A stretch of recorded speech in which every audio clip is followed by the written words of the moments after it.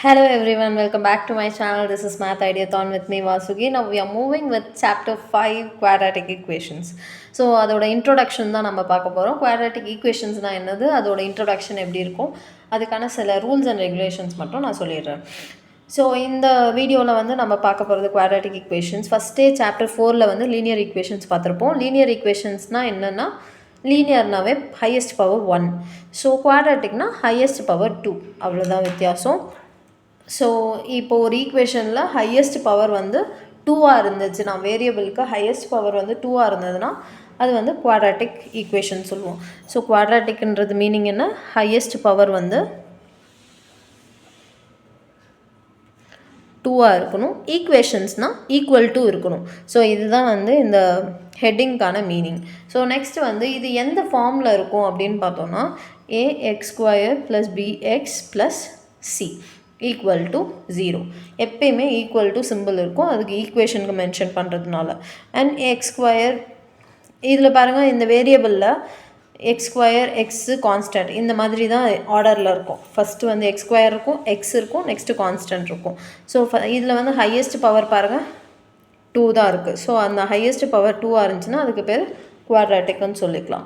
ஓகேவா, இதுதான் அந்த ஜென்ரல் ஈக்குவேஷன். ஸோ இப்போ நான் ஒரு சம் கொடுக்குறேன் பாருங்கள். 3x² + 4x + 5 = 0னா இது வந்து நம்மளுக்கு குவாட்ராட்டிக் ஈக்குவேஷனாக இல்லையான்னு மட்டும் சொல்லுங்கள். இது வந்து குவாட்ராட்டிக் ஈக்குவேஷனா? எஸ், இது குவாட்ராட்டிக் ஈக்குவேஷன் தான். வை? பிகாஸ் நம்மளோட வேரியபிள் வந்து ஹையஸ்ட் பவர் வந்து 2ஆக இருக்குது. ஸோ இது வந்து குவாட்ராட்டிக். இப்போ பாருங்கள், 3x + 5 அப்படின்றது வந்து இது குவாட்ராட்டிக் ஈக்குவேஷனா? இது ஜஸ்ட் லீனியர் ஈக்குவேஷன். ஓகேவா, இதோட ஹையஸ்ட் பவர் எவ்வளோ இருக்குது? 1 தான் இருக்குது. ஸோ இது வந்து குவாட்ராட்டிக் இல்லை,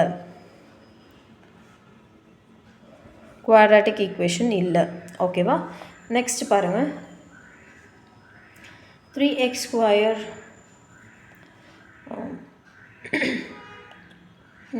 + 9 = 0.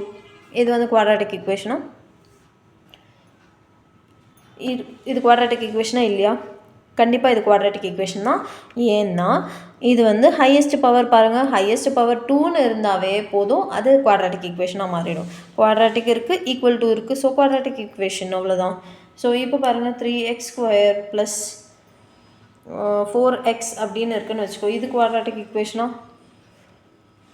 இதுவும் குவாட்ராட்டிக் ஈக்குவேஷன் தான், பிகாஸ் ஹையஸ்ட் பவர் வந்து நம்மளுக்கு 2ஆக இருக்குது. ஓகேவா, நெக்ஸ்ட்டு வந்து நம்ம என்ன பேசிக்ஸ் பார்க்க போகிறோன்னா, ஜீரோ ப்ராடக்ட் ரூல் அப்படின்றது தான் பார்க்க போகிறோம். Zero product rule.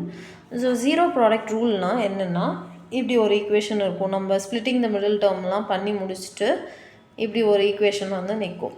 ஸோ இந்த மாதிரி வந்து இருக்கும் போது நம்ம இந்த ஜீரோ வந்து இந்த 2 ப்ராக்கெட்ஸ்க்குமே காமன், அதை தான் மீன் பண்ண வராங்க. ஸோ அதுதான் வந்து ஜீரோ ப்ராடக்ட் ரூல். ஓகேவா, ஃபஸ்ட்டே நம்ம படிச்சிருப்போம், பட் இதை வந்து இன்னும் டீட்டெயிலாக கொண்டு வருவாங்க. அந்த நேம் மட்டும் பார்த்துக்கோங்க, ஜீரோ ப்ராடக்ட் ரூல்.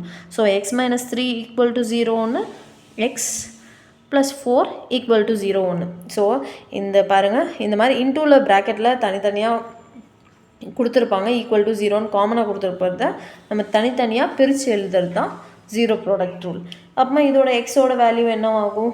-3 இந்த சைடு வந்துச்சுன்னா +3, x = +4 இந்த சைடு வந்துச்சுன்னா -4, அவ்வளோதான். இப்போ பாருங்கள், இன்னொரு ஈக்குவேஷன் கொடுக்குறேன். x² -9 = 0 இப்படி இருக்குதுன்னு வச்சுக்கோங்க. ஸோ இது வந்து என்ன ஃபஸ்ட் ஸ்டெப்புனா, -9 அந்த சைடு எடுத்துகிட்டு வரணும்.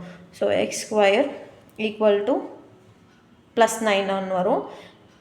x = இந்த ஸ்கொயர் வந்து இந்த சைடு போகும்போது ஸ்கொயர் ரூட்டாக மாறும், √9 மாறும்.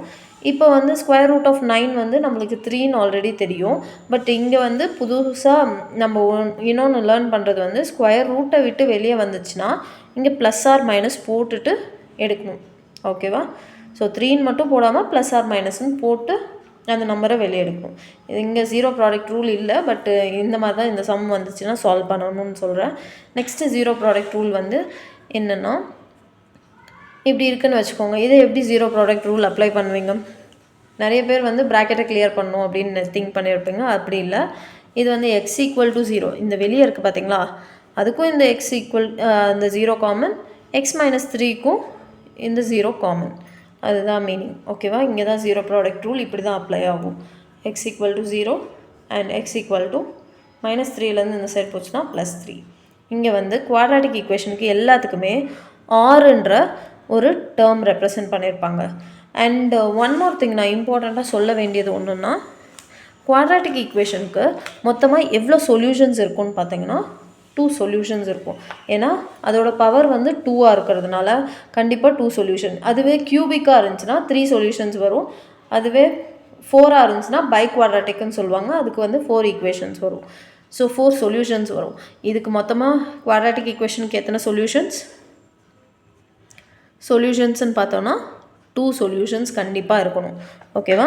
இந்த 2 சொல்யூஷன்ஸ்க்கு சொல்யூஷனுக்கு இன்னொரு நேம் வந்து இங்கே என்ன சொல்லுவாங்க, சொல்யூஷன்ஸ்ன்னு மென்ஷன் பண்ண மாட்டாங்க, அதுக்கு பதில் ரூட்ஸ்ன்னு சொல்லுவாங்க. ஓகேவா? அதை மட்டும் ஞாபகம் வச்சுக்கோங்க. இதோட குவாட்ராட்டிக் ஈக்குவேஷன்ஸோட ரூட்ஸ் எவ்வளோ இருக்குன்னு பார்த்தோன்னா 2 ரூட்ஸ்.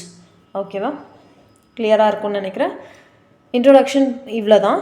இதை மட்டும் கிளியராக நீங்கள் திருப்பி ஏதாச்சும் டவுட் வந்தால் இதை கிளியர் பண்ணிக்கோங்க. நம்ம நெக்ஸ்ட்டு வீடியோவில் எக்ஸசைஸ் போகலாம். Do catch you in the next video. Bye bye.